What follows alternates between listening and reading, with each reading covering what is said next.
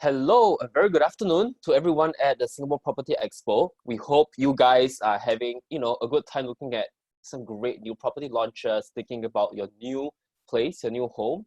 And here we are, giving you a little breather while you're shopping for houses, of course, with some beautiful whiskies. So today the session is on the world of Scotch. So we are very sure that a lot of you guys, you've heard of whiskey. Some of you might be real whiskey fans, but some of you might not even really know what Scotch is or the great brands of Scotch that there are out there.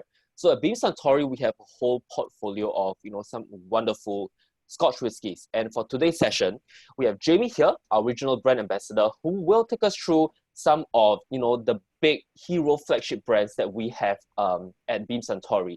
And first and foremost, let's start with a great single malt Scotch whiskey from the lowlands, Auchentoshan. And without further ado, we will have Jamie take us through this beautiful whiskey that a lot of people love and which I love a lot. And yes, Jamie, the floor is yours. All right. Well, thank you, Alaric. Today is going to be a great day for your mid-shopping break when we test the world of single malt Scotch. So we're going to run through three different Scotches that we have at Beam Suntory. We're going to run through Auchentoshan first, and then we will continue on with some treasures of Islay, shall I say. So we start off with Auchentoshan, and I'm going to say this word about 100 times because the number one question I get in the tens of thousands of people I've introduced this whiskey to is, Jamie, how do you pronounce the name of your brand? And people come up with all sorts of interesting and unique ways to pronounce it, but I just want to make sure everybody knows that it is pronounced Auchentoshan. Auchentoshan. And all you really need to do is think about switching that CH to a CK, and that'll give you Auchentoshan. So it's a hard CK sound, right? And as you can see there, we are distilled different. Now let's say why. Now, why would you pronounce Auchentoshan Auchentoshan? Now, the reason is, very simply, is it's not an English word, it's a Gaelic word. And in Gaelic, we pronounce things just a little bit differently than we do in English. So the Gaelic word itself means corner of the field, and you can see there on the photo, my distillery at Auchentoshan, located right in that corner of a little field on the bank of a river. And we used to be located on the outskirts of a city called Glasgow, which is the largest city in Scotland. And our corner of the field used to be really, really big. So we used to grow all the barley that we used to make Auchentoshan. And it was farmland, was pasture. Now, over the ensuing almost 200 years since Auchentoshan has been around, of course, the city of Glasgow has grown bigger and bigger and bigger, and our field has gotten smaller and smaller and smaller till we are sitting there now, right between the main road to the Highlands and housing development. So we're right within the city limits of Glasgow. And that makes us very unique because we are the only urban located distillery in Scotland. Most Scotch distilleries are located in small towns, villages, in the middle of nowhere, on the seashore, and we'll see some examples later. But we're really located in the city of Glasgow, and I take our identity from that. And because of that, we like to do things a little bit differently. Right, but before I get going, and this is always another question that people ask me is, what is single malt Scotch whiskey? And it's a somewhat misunderstood type of whiskey, and really focusing on the words single malt. So if you tuned into my session yesterday, we were talking about single malt, we were talking about blends, we were talking about grain whiskey, but really let's just zoom in on single malt today. Now in Scotland, we actually have these 5 parameters that we use to define a single malt Scotch whiskey. So we'll just go through them real quick. So the first one, of course, is it must be made and aged in Scotland. Made anywhere else, it would be like, the country of origin, right? We make it from only 3 ingredients, and the 3 ingredients are malted barley, water, and yeast. Everything else is a process. It must be distilled in copper pot stills, and these are traditional whiskey copper pot stills that are unique to Scotland, or were unique to Scotland.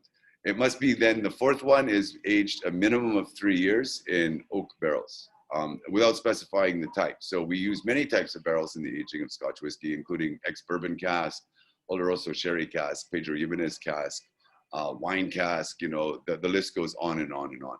but it must be in that cask for a minimum of 3 years. And then the last point is, must be bottled to 40% ABV. So if you follow all 5 of those rules, you then have a single malt Scotch whiskey. Now, Scotland, we produce a lot of whiskey. Small country, but lots of whiskey. There's about 187, or don't quote me on that, but there's almost 200 operating distilleries in Scotland. And we've separated Scotland out into different regions that we produce whiskey. So we have the Lowlands, the Highlands, Speyside, Islay, the Islands, and another one that you don't see there, which is called Campbelltown. So different regions produce different types of malt whiskey. And, basically all you need to know is that A, they're different, and B, whiskeys produced in the same region are somewhat similar to each other in terms of their process, in terms of the ingredients, in terms of the climate, in terms of other things that factor into whiskey making. So the whiskey Auchentoshan today is from the Lowlands, and we're actually one of only 3 operating lowland distilleries. And bonus points if you could figure out what the other 2 are. But we are one of 3. We are also the #1. So we are the most popular whiskey worldwide. And what makes us really unique is we focus on making a traditional lowland single malt and only a lowland single malt. So the other 2 distilleries do sell a lot to blenders, but we don't. So we focus on just making a quality lowland single malt, using a tradition that's been built up over the last 200 years, but then modernizing it with our sort of urban of being from Glasgow, and it's 10 o'clock in the morning, so It is. my whiskey knowledge is still waking up there. I haven't had a glass or anything, so because that would just be wrong. Anyhow, and that's kind of the story. So moving right along. So Jamie, can I just quick question? So about the map, the slide before, I think that the map of Scotland is such a signature map that a lot of people see, and there's 5 key areas, and some people say they love a Speyside whiskey, they love an Islay whiskey, and just across these 5 areas, what is like maybe the one key reason that creates different whiskey profiles at different areas? Is it just by history, heritage, or something to do with the climate, the terroir, the water? Well, I mean, all of those are factors, right? So, like where it's the process, where it's, the process is built up over time. A lot of it has to do with the climate and the raw ingredients used, right? So, for example, Islay, which is renowned, and we'll learn about Islay later, is renowned for peaty whiskies, and they have a lot of very unique peat on Islay. Whereas say Speyside, which a lot of people are very familiar with, it's the largest producing area in Scotland. And they use a lot of sherry cask there. So they use a lighter, fruitier style of whiskey. The Highlands are kind of very rugged, much like the mountains themselves that constitute the Highlands of Scotland. The islands reflect the one distillery on a single island and reflects that island. So, it's really like, the whiskey map of Scotland is also the geographical map of Scotland. Okay. And the Lowlands would have, like you said, only 3 distilleries, and Auchentoshan is the biggest one. And we specialized, and there's a long historical reason for this, which I won't get into, but we make a lighter bodied whiskey traditionally in the Lowlands, where it's lighter, maybe a little bit softer, a little bit smoother, a little bit, in our opinion, a little bit, easier to drink. It's not so challenging in terms of being very peaty, very smoky, very strong. It's just a lovely blend of flavors, and it all comes with the way we make it. And that leads me right into the next slide, where we're, talking about we're born and raised in the city, but we're still very traditional lowland malt. And we distill our whiskey differently than every other distillery in Scotland, and I'll get into that a little bit later as well. So we'll see what makes us different. So, and let you guys decide, to go buy a bottle and try it out. And I guarantee you won't be disappointed with the whiskey we make at Auchentoshan. All right, so let's move along. Whiskey is about how it's made, and this is the process. So I'm going to run through this really quick so you guys get a basic idea of how we make whiskey. And remember, this production process is used at all distilleries, right? Whether all single malt Scotch distilleries use very much the same process. And any variations I'll point out for other whiskeys. So this is the basic process, right? So it all starts off with this process called malting. Malting is a very simple process where we take normal barley and we transfer it into malted barley. And we do that by using a process called germination. Basically, we take the barley seed, we get it wet, we allow it to start to grow, and this releases an enzyme that converts starch to sugar. Because we don't want it to grow into a plant, we then re-dry it out. Now at Auchentoshan, we use hot air to dry it, so it's unpeated whiskey, so not smoky. But other distilleries, we do use traditional peat. So this is the first process, is turning that barley into malted barley, and this is hand malting. We do have, there are machines, the commercial malters, but this is a hand malt, a floor malt, we call it. After we malt it, we grind it up into a kind of a flour. We call it a grist, and we cook it in these giant mash tuns, which are big copper vessels. We add hot water and we boil this grain, the malted barley, in this liquid to extract those sugars, a little bit of the starches. So we create a barley water, a sweet barley liquid. After mashing, we take it to the fermentation room. It gets pumped in there, and these are wooden fermentation vessels. And this is where we add yeast, and the yeast converts those sugars into ethanol, which is alcohol. So this is where we create the alcohol. At Auchentoshan, our wash in this stage is about 8% alcohol by volume, right? So it's really kind of reminiscent of a beer. So, and we take this and then we pump it into the still room. And the still room, this is where the rubber meets the road for Auchentoshan, is that we have a collection of 3 copper pot stills at Auchentoshan. And every drop of our Auchentoshan whiskey goes through all 3 stills. Now that's different, and this is why we are distilled different, is the practice in Scotland is actually to use a double distillation. Now the tradition of the lowlands was always to use a triple distillation, and that's kind of fallen out of fashion, but we're the only distillery that 100% triple distills every single drop. So it goes through all 3 stills, and in a diagram, it looks like this, right? So we have 3 stills: wash still, intermediate still, and spirit still. Most distilleries would only have a wash still and a spirit still. So we have that intermediate kind of middle still.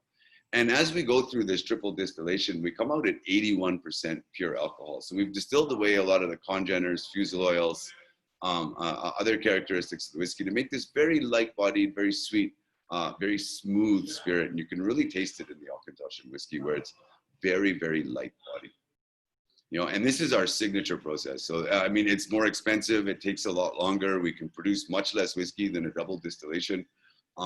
So we have these 3 stills running, and it makes something, uniquely Auchentoshan. After that, we mature it in oak casks. So, and all whiskey, remember, by law is a minimum of 3 years, and in oak cask. And that means that we use a variety of oak casks over at Auchentoshan, whether that's bourbon cask or sherry cask or, wine cask or all those kind of things.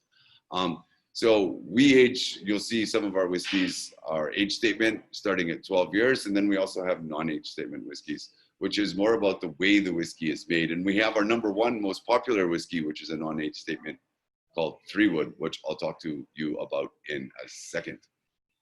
So, there was a crash course in whiskey making. Alaric, is your head spinning a little bit? Yes, no, it is spinning. Okay, Jamie, just in a nutshell, can you just summarize what does the triple distillation do to the whiskey in terms of flavor profile compared to just a standard double distillation? Yeah, well, I was explaining that a bit earlier. So what it means is the standard distillation comes out at somewhere around 68% ethanol. Now, ethanol is the good alcohol, the drinking alcohol. Now, the other percentage is water and other compounds and byproducts of distillation, including things called fusel oils or congeners, also different grades of alcohol. So we are looking, the one that we want and the one that is the smoothest and best to enjoy in terms of whiskey is ethanol. So we're actually starting off with a higher percentage of that, which makes the whiskey very light. Instead of having competing flavors from these other compounds, we get that nice light alcohol flavor, and it allows our cask flavor that comes out in the maturation to be much, much more distinctive. So we get a nice, a nice balance of spirit and wood instead of them really kind of competing for flavor. Okay, and then it's a smoother taste, like a smoother end result. Yeah, exactly. Okay. All right. So let's just kind of talk about a couple of the whiskeys that we make at Auchentoshan. I'll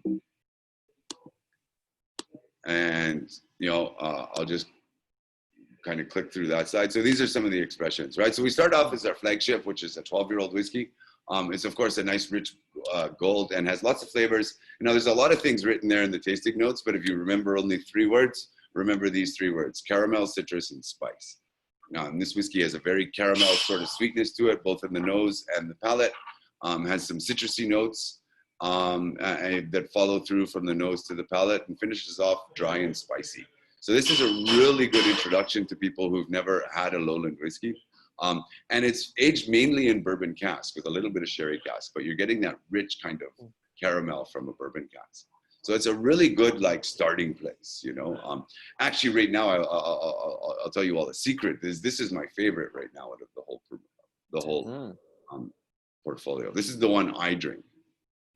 Okay, yeah, I love the 3 wood, but yeah, we'll get to that. I like the 3 wood too, and I drank the 3 wood for years. But you know, I kind of like after a while came back to the 12-year-old, and then was like, you know, somehow this is just meeting my palate requirements. Okay. Yeah, it is the most highly awarded one in the portfolio, right? Yeah.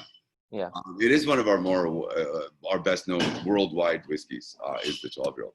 The top seller you were mentioning before, one that we get a lot of critical acclaim for, is our Auchentoshan 3 wood. And we make this by a different process rather than an age statement. And we use what's called finishing. So finishing is when we take whiskey from one type of cask and transfer it to another type of cask. So to make 3 wood, we start off in bourbon cask. And then once it gets the right aroma, right taste from the bourbon cask, we take it out and transfer it into Oloroso sherry cask, and that's called the finish.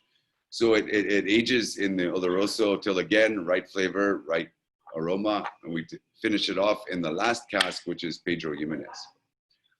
So once this whiskey goes through 1, 2, 3 casks, it's of course called 3 wood. Now, what's important to note is that this whiskey is made by taste, entirely by taste. So our whiskey makers have to nose and taste every single drop of the 3 wood, and only when it's ready does it come out of the cask.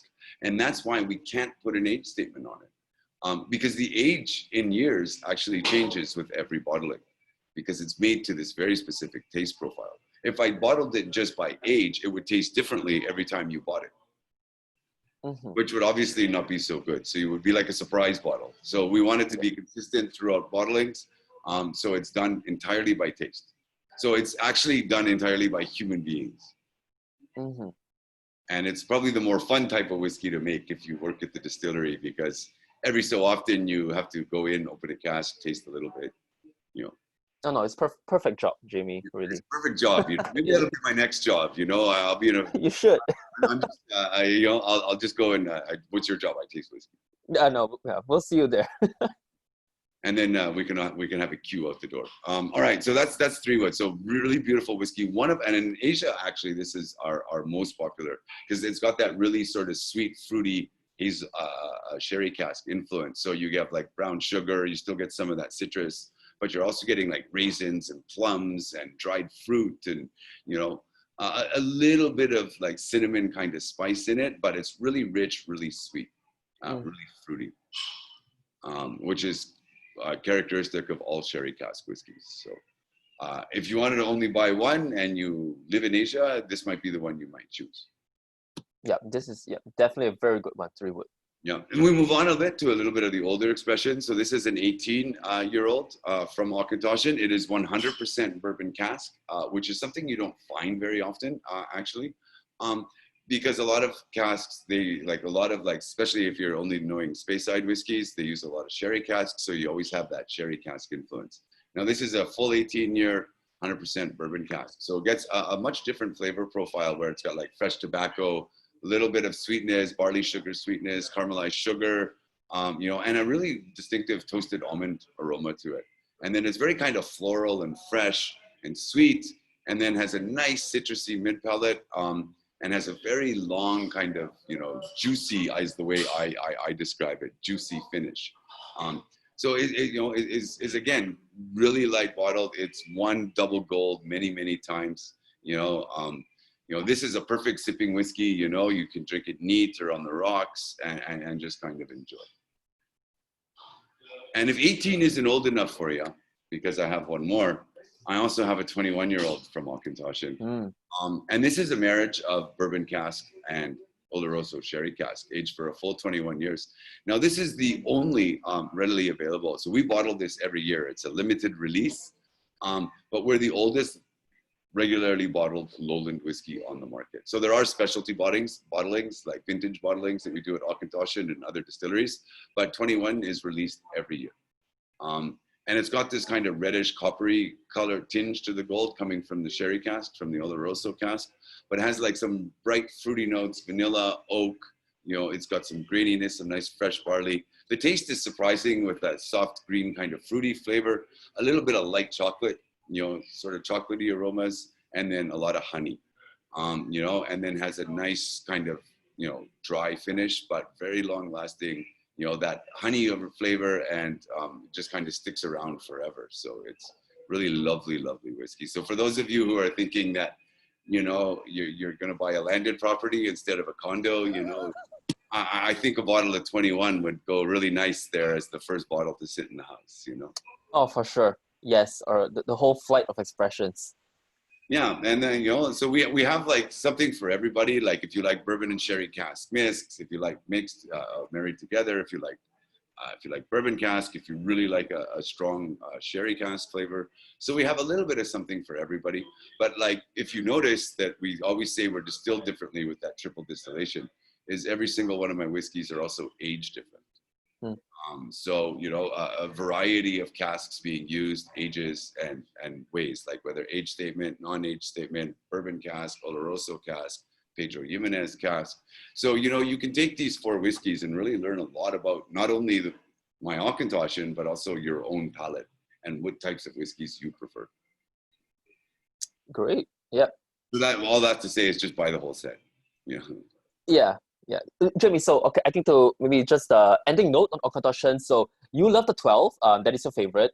But there is any That's one my current favorite. That's my current favorite. Current favorite. I have to say, I equally love them all. And it's just like right now my palate is kind of pushing me towards the 12. But if you give me a glass of 21 or a 3 wood, I'll say yes. And 18. Okay. Okay. Yeah. It's just about when you drink single malt whiskey. Like I've been drinking, I've been an aficionado of single malt whiskey for about 20 years, and I know I don't look like it, but in 20 years, your palate changes, and you really start to base your whiskey choices on mood, much less so than anything else. Yep. All right.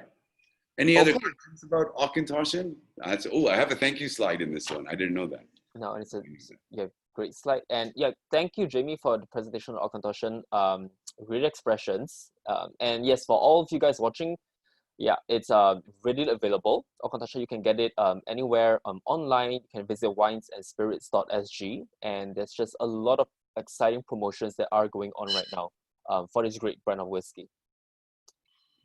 Okay. Thank you. All right. Thank you, guys. I'm going to introduce you to another whiskey. So I'm going to disappear for a second, and then I'm going to magically reappear using the internet. Yeah. So we'll see you guys in a bit. All right. One. Okay. And poof, I'm back. So here we are. We're going to go to our next whiskey, and we're going to talk about Bowmore. And this one is much easier to pronounce for most of you because it is actually spelt like it pronounced. And we don't do that very often in Scotland. So Bowmore is definitely easier. And Bowmore, we have a lot to learn about. We're going to switch regions, and I'll just kind of get busy on that. So Bowmore is really about legacy, and it's about time. And I just kind of explained to you what it is because it is one of the oldest single malt distilleries in Scotland. It was founded in 1779. So it has this distinction of being one of the oldest registered distilleries in Scotland. And comes, everything we do there is really about time, is about legacy. It's about, about this wonderful single malt tradition that comes from Islay, but was started by Bowmore. So we're the original Islay whiskey. So this is just a shot off the coast of Islay. So that's Scotland in the background. And Islay is an island, so it's an Atlantic island. So it's really a unique place in the world. And you can see, we already went through the whiskey regions. Now we're just going to zoom in all the way big. And we were talking about the lowlands before, and we're going to zoom into that little green dot called Islay. And it's a very small island, but it is very big for whiskey as its own region. It has 8 distilleries on this tiny little island, and is one of the world's most renowned. Everybody, if you've ever tasted an Isla whiskey, you know it, because you've breathed in the fresh, peaty Isla air. Right, so here we are on Isla Beaumont. There's the other distilleries on there. We won't go through them, but we're located right in the town of Beaumont, and it's a very unpopular. There's only about 3,000 residents of the island of Isla, for those 8 distilleries. So you can imagine what we do on Isla is mostly make whiskey. But it's got this very unique sort of climate, location, and ingredients that make Isla whiskey so distinctive. So it is the capital city, and these are some old shots just to show you. This is the capital city of Isla, and you can see the shot down there. It's a very, very small town of a few hundred residents. And the Beaumont distillery is at the center of the town. In fact, the whole town centers around the Beaumont. So, it's really the focal point, so much so that we even donated a building, and we use wastewater from the distillery to heat the public pool. So there is a pool in one of our buildings that we open to the public. So, it's kind of cold in Isla. You don't really want to swim outside. There's no sun tanning in Isla. So, we donated a pool for everybody to come and have a swim. So for the village children and everything. So, we are an integral part of the community over at the distillery. All right. So how do we make it? And this is, I really kind of wanted to focus, because when we learn about Isla whiskey, we add something to it that we didn't add in Auchentoshan, right? So it's exactly the same process. There's malting, there's mashing, there's fermentation, there's distillation, there's maturation. But there's an extra sort of thing, and that's the second from the left of the screen, where not after the malting, we have this process called kilning. And this is what's unique to Isla whiskey. And of course, started off by Beaumont, but the malting is the same. So this is the steeping, the germination. But what happens is this peating. And peating, Beaumont, we get all our peat from the Lag and Moss peat banks, which is nearby the town of Beaumont. And this is what it looks like. It is basically semi-decomposed vegetative matter that has been buried underwater for thousands and tens of thousands of years. And if we dig this up and dry it out, it still burns. So it is, and traditionally in Scotland, was used as a low-cost form of fuel to heat your house or cook your food. Turned out, it also was used to dry barley for malting. And as we're drying the barley with this peat, it produces an incredible amount of smoke. It's a very inefficient fuel. So this smoke is what permeates the barley, and it gives Isla whiskey its characteristic and wonderful, for those of you who like it, peaty, smoky flavor to it. So this is the uniqueness. It all starts here, and different peat produces different flavors. So if we compare one Isla whiskey to another, we really start to focus in on the difference of the peat. So, I'll use the word peat again another few hundred times, but, it's all about the peat. The secret to Isla is the peat, right? So this is the kilning. So after we've dried this out, it gets shoveled into this huge kiln, set on fire, and then the smoke and heat rise into the barley. And this is, we call it, it's like a smoking the barley, and it dries it out. And then once we've dried it out in the kiln, then it gets milled, it gets ground up, and then it gets mashed, like we learned. So we also have copper mash tuns. All this peated, ground up peated malted barley gets boiled in water. We add yeast to the fermentation washback, create the alcohol, then use a double distillation here to about 68%. So 1 spirit still, 1 wash still, and then we age it. And Beaumont, we use a variety of different casks as well. Here's a good picture of it for you. Bourbon cask, or Oloroso sherry, or Pedro Jimenez, or wine cask. And each Beaumont, again, as well, has its own kind of way that it's made, for the most part. So the variety of casks, the variety of flavors. But you'll always see a trademark peaty Beaumont smokiness to the whiskey. So as we move through and I'll use the whiskeys themselves, and usually what I do for Beaumont tastings is I actually move people through the whiskeys so we learn about them a little bit more. Because, experience would tell me that there is no better way to learn about whiskey than to drink it. So, sure. I'm making a face there because, you know, I often tell the people who attend my master classes is that if you happen to get in trouble, you know, when somebody says, oh, you've been out drinking whiskey. And the correct response to this is, no, I haven't been drinking whiskey. I've been out learning about whiskey. Perfect. There you go. All right. So we're going to learn about the 12-year-old first. So this is really embraces sort of the signature of Bowmore. And again, it's like always the starting place. You notice we always start at 12 because it becomes the initial expression. It's our introduction. It's the handshake to the whiskey.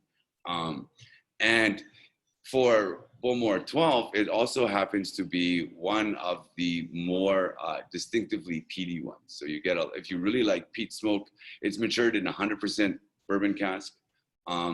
And really has like a wonderful peat smoke aroma to it. You know, the minute you open the bottle, you get that whiff of peat smoke. You know, but you get some like nice lemony citrusiness, honey sweetness, and this citrusiness, sweetness from the honey and the smoke all kind of play together really nicely on the nose.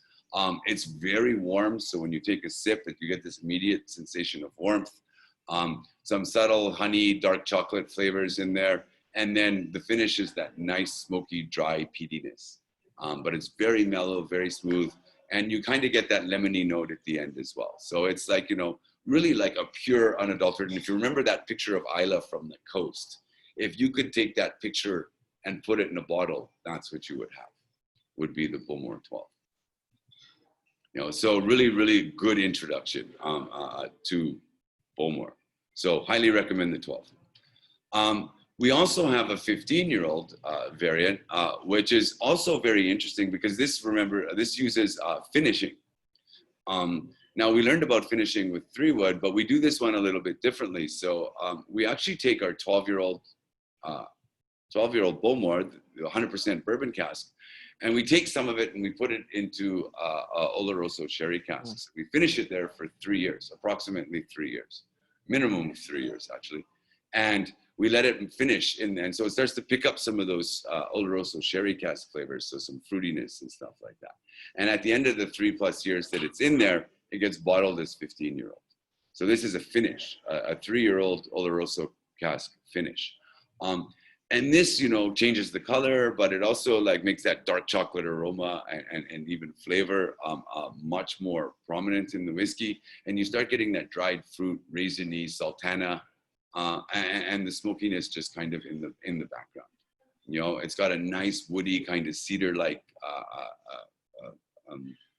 impression on the palate, and then like some toffee flavors, so some rich sweetness, but much like toffee, which is like burnt sugar mixed with cream and a few other odds and ends, right? So you get a nice spicy finish, and you're getting a nice fruitiness there. So it's a really, really treasured whiskey in Bowmore for that 3-year-old sherry finish.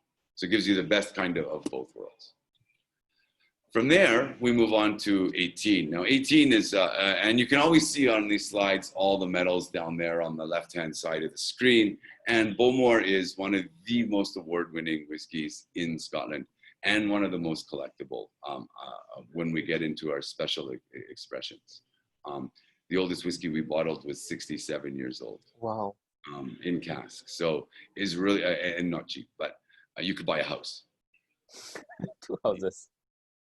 Instead of you buy a bottle of whiskey or a house, you make a choice.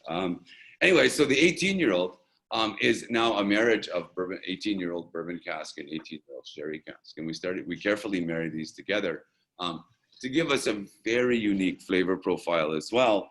But it starts to be still that caramel toffee, that smoky aroma is still there. It's much less. So the truth about aging Islay whiskey is the younger the whiskey, the more evident the smoky and peatiness is. With time, those aromas kind of diminish and blend more into the whiskey. So this will be a little bit softer on the peaty levels, but that caramel toffee flavor will come out. You'll get that soft fruit, sort of dried fruit, sherry cask in there as well. And the smokiness will be just kind of light. And it's a very, very, very nicely balanced whiskey. You know, the difference between the sweetness, the smokiness, the dryness, you know, the fruitiness, it's all very well balanced in the Bowmore 18. and it is really quite special just for that. This is probably like out of this is probably one of the most loved Bowmores as well. If you don't want the 15-year-old with the 3-year-old finish, which is really forward with the sherry cask, this is just a beautiful marriage of bourbon and sherry cask. And really, now again, don't ask me about favorites, right? Because it's very hard for me to pick. I love them all. It's like picking a favorite child, right? Like it's kind of like Okay. 3 children, you can't really pick one, right? So you love them all. So Yes, love the analogy. But Jimmy, Yeah. but if for someone, if it's, I mean, just for viewers, for someone who hasn't had Bowmore before, or who hasn't had an Isla whiskey before, is there any just one expression that you would recommend as the perfect introduction to Bowmore or Isla whiskeys as a whole? Well, I mean, for the full introduction, you should start with a 12. But I think that most people, if you're not really familiar, the 18 would really, this whiskey itself would actually do you very good, because you'll get a nice balance of bourbon cask, sherry cask flavors, fruitiness, smokiness, and it's an exceptionally well-balanced whiskey. So whereas the 12-year-old will peak more towards the peaty, smoky side. Right, where this one, it's come down into balance. So this gives you like probably the best of all of them. So you have the sherry cask, like the 15, you have the smokiness reduced down in the 18 from the 12, and this gives you a really good balanced whiskey. Okay. And whoa, I went too fast. Right, so I'll just throw up any screen there. So that's kind of the end of Bowmore there. And those are our favorite expressions. We do have a lot. So if you ever go to our Bowmore website, for example, you can see, I want to put that slide back up. Give me a sec. If you go and on the website, you'll see some of our special expressions. We do Bowmore Black, Bowmore White, and we're really one of the most collectible whiskeys in Scotland. And our 12, 15, 18, and even 25 is released regularly so that it's there for enjoyment. But yeah, I would highly recommend, if you're not an Isla person and never ventured into the smoky, the 18 is the one you're going to want. Okay. Yes. Thank you, Jamie. Okay. So okay. So that sums up Bowmore, and then yes, we will appear again as we. And we're going to do the internet magic again. Yes. Disappears you. So see you guys in a bit. All right. Bye. 1. Okay, we're back. And we're back with the final of our 3 whiskeys that we're going to present to you today. And this is called Lafroig. And again, you'll notice a very peculiar spelling to this word. And it's just pronounced Lafroig. And we're going to go through this. And it's another Isla whiskey. Now, Lafroig, we have some different things about Lafroig, though. It is an Isla whiskey. And somehow, and I won't say somehow, this is an iconic bottle in the whiskey world, the green Lafroig bottle. Isla whiskey fans are the most rabid, maybe that's the wrong word, the most dedicated whiskey fans in the world. So, Lafroig lovers are Lafroig people. And there's a few special things that we do at Lafroig, even on Isla. So it's, our own water supply, whether it's our own peat, whether it's, a few other things. But, it really is a legacy. So you can see this one was in 1815, a little bit later than Bowmore, almost by 20 years, more than 20 years. Math in the morning. Anyways, it's really a special whiskey. So this is one of my go-to whiskeys. So this is if I was ever on a desert island and you could only have one whiskey for the rest of your life, I choose the Lafroig 10. And the reason I choose that is because, when it comes to whiskey, there's the very specific flavor profile of the Lafroig 10 is unique. It cannot be duplicated. So imagine you're on your desert island, really wanting to have a Lafroig 10. Nothing else would do. Nothing else will take the place of it. So this is one of my, I always keep a few bottles at home, just, make sure my stock is there. Anyway, moving right along. So this is like the whole thing. We do produce a lot of, this is a few, from like a softer peaty to a much heavier peaty. I skipped some slides there. Can we just I need to run off this again. Sorry. One. All right, so sorry about that. We had a little bit of technical difficulty, but we're ready to go now. So this is where, again, Isla, where Laphroaig is from. And again, we got lots of lovely pictures of Isla. You can see it's quite a striking. And instead of us being Beaumont there in the middle, we are Laphroaig down at the bottom. And actually, Laphroaig, Lagavulin, and Ardbeg have the reputation of being the three smokiest whiskeys in the world. And we're no different. So we're one of the, what we call the big smokies. And we really focus on that peat flavor as a defining characteristic of the whiskey. So this is the Laphroaig distillery. It's right on the coast of the Atlantic. If you kind of like go off into this water and you turn right, you will hit North America. You'll hit America next. You'll go all the way across the Atlantic. So we're right on the Atlantic Ocean. Whereas Beaumont is kind of protected by a little bay, we're right on the Atlantic. And that building that you see there with the Laphroaig written on it, that's our aging warehouses. So our whiskey is aged right on the sea. And that really kind of makes it unique as well in the flavor profile. All right, we do have another distinction. And if you look very carefully, at every bottle, there's a royal seal on it. And in 1994, Prince Charles himself visited Laphroaig and gave us his royal warrant. And we're the only single malt Scotch whiskey that has the royal warrant of Prince Charles. It is his favorite whiskey, you know, and say if it's good enough for the Prince of Wales, then, you know, maybe it's good enough for me. But he really loves this whiskey. He comes down several times. He flies his own little tiny plane. He visits the distillery quite often. And he really loves the whiskey, gets involved in the making process and even tasting whiskeys that aren't released. So we are like, you know, the favorite of Prince Charles. So not such a bad distinction to have. When we produce it, very much the same way. So you might notice this slide is now in green. So it's the same process, right? We are hand peating our own whiskey, floor malting, hand peating, and then going through the traditional, you know, mashing, washing, you know, mashing, fermenting, distilling, and aging process at Laphroaig, which is, like I said at the beginning, all distilleries do this. So here in the malting floors, we hand malt all the barley at that, and it's a very back-breaking, arduous process. So the floor malting takes about 6 to 7 days. To malt on the floors. That barley gets turned by hand every 4 hours, 24 hours a day. So we have a team of very burly young men that come to the distillery and shovel barley all day long, every 4 hours for 24 hours a day for about 7 days. So very kind of back-breaking job. But if you want to learn to make whiskey, that's the first job we give you. Right?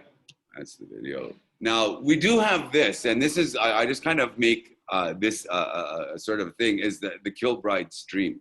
Now, the Kilbride stream is a stream that runs through the Laphroaig property and is unique to us. In fact, there have been many court battles fought over a distillery, I won't say who, trying to take our stream away from us, but we win every single court battle. So only Laphroaig is made with this, you know, it's of course coming in from the interior of Scotland, so it picks up a lot of peat, a lot of flavor, a lot of minerals and stuff to it, and is really like, you know, very, very distinctive to our whiskey making.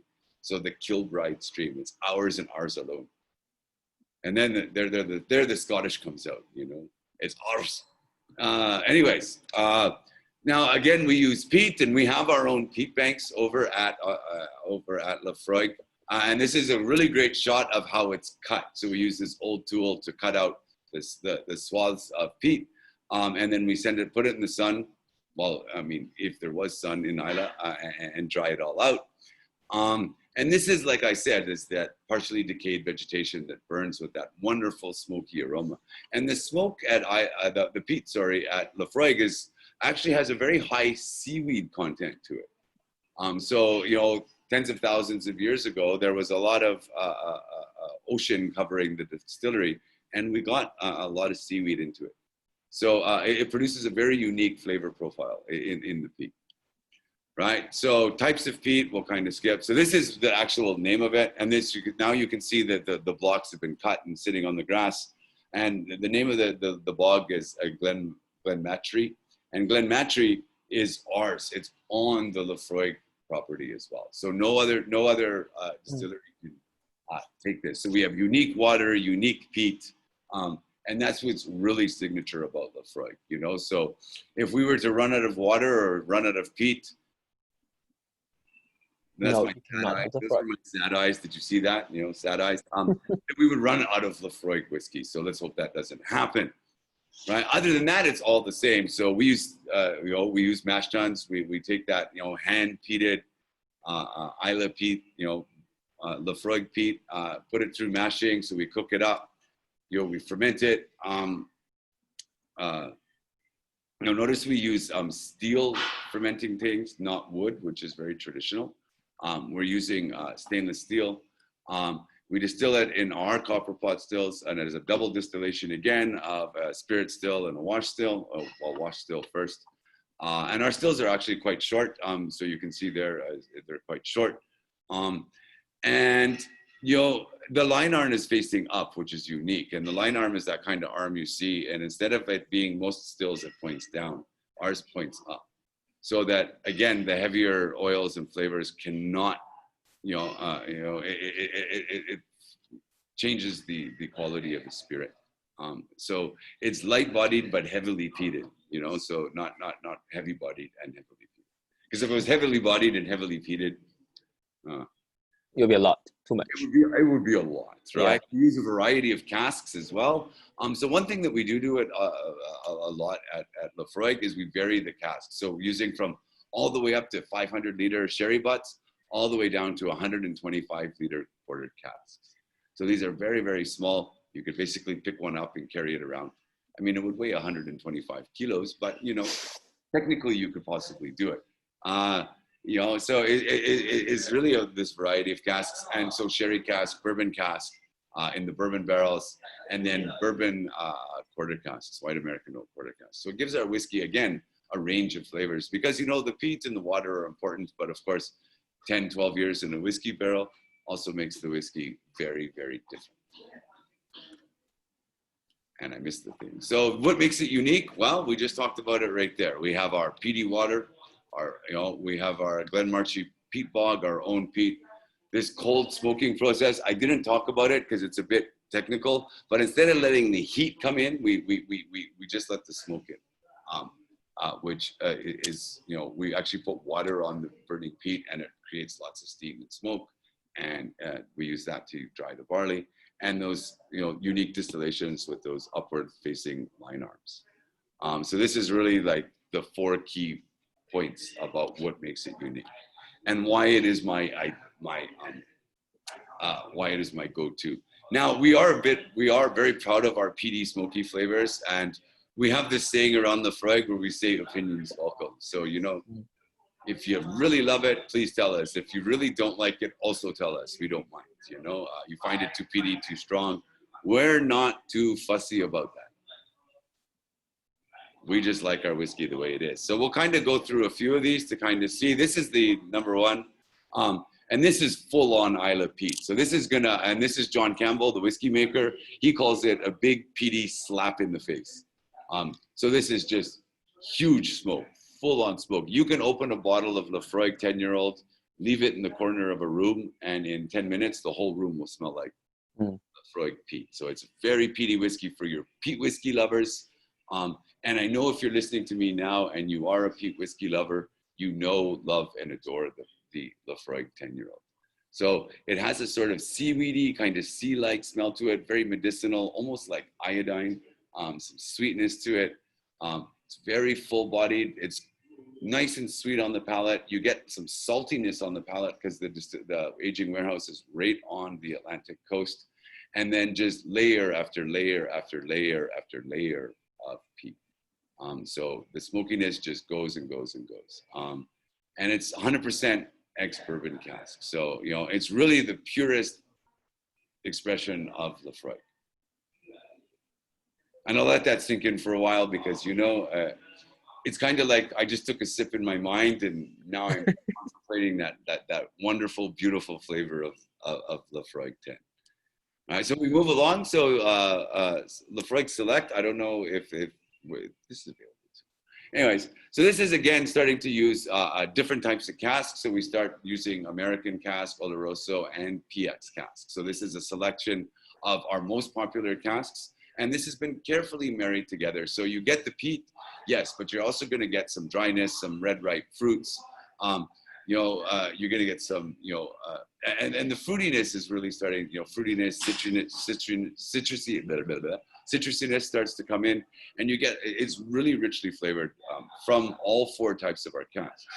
So a very unique whiskey. So peat, ash, spice, and a blanket of sweetness, as John Campbell would say. He's a very colorful character. Listening to him for a few hours is amazing. Lafroig Loire, this is one of our flagships, which is quarter cask. It is made in those really small 125 liter barrels. So it starts off in bourbon and then is finished off in these quarter casks. So this gets, a campfire on a beach extinguished with peat and tastes like spicy dry ash, and it's delicious. Now, I don't know if that sounds delicious to you, but it sounds delicious to me. So it has this wonderful depth of peat. Now the quarter cask makes the flavors very, very dense. Highly recommend you try this with a couple of drops of water, but you get smokiness, spiciness, nice honey-like sweetness in this one. And, it's all bourbon cask. So you're not going to get any fruitiness. You're just going to get that wonderful traditional Isla peat. Or Lafroig peat. Anyways, I kind of never mind the book, the tour. You can't do that in the tour. But I wanted to point this out because at Lafroig, you can visit Lafroig. You can actually visit Beaumont, but Lafroig, we definitely encourage you, if you are a Lafroig fan, if you are a friend of Lafroig. And you can see that on the website, is join us at Lafroig. You become one of our friends. You come down and visit us at the distillery, and we'll pay you rent. We'll pay you in whiskey for your one little square patch of Isla. And I lost that slide again. Oops. Right. Friends of Lafroig. This is that. So we have this this program called Friends of Lafroig. So every time you buy a bottle, you register, and we will give you 1 square foot of our distillery. Not the big buildings, right? Just out in the field, in the peat bogs. And if you ever visit us as a friend of Lafroig, and if we're ever allowed to visit the distillery ever again, you can actually go, and they will find you your plot, and they'll give you a GPS tracker, and you can walk out to your plot, your 1 square foot. You can plant your country's flag, and believe me, there are actually lots of Singapore flags out there where Singaporeans have made the journey to Lafroig and planted the Singapore flag over at Lafroig. And then because you own that 1 square foot of Isla, we'll pay you rent.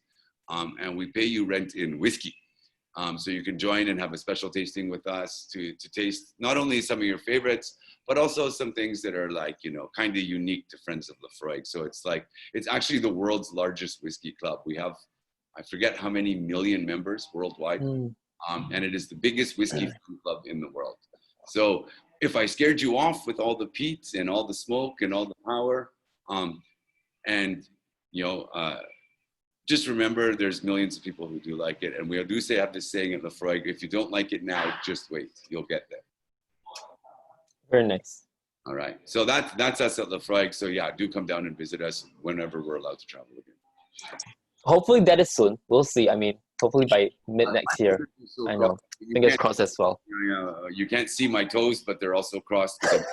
But we really hope to be out there. So I mean, that's it. So we had great whiskeys today, from the light, sweet, smooth Auchentoshan, to the mildly peated, medium peated Beaumont with all that history in a bottle, and to the incredible smoky, unique peatiness, medicinal iodine Lafroig, which remember Prince Charles's favorite whiskey. So okay, yes. Total well. To those who are still watching, thank you for your time, and yes, we hope this has definitely inspired you into the beautiful world of Scotch malts, Scotch whiskies, and do pick up a bottle, and make this experience at the Expo a great one. Okay, great. So I guess that's it for us. Is it all right? Yes, Yeah, that's it. that's it. Thank you. Thank you. And thank you, Jamie. Much for Thank you. watching. Thank you so much for joining. Enjoy the Property Expo. Enjoy the shopping. Enjoy the whiskey. And we'll see you again really soon. Okay? Yes. Bye. Bye. See you.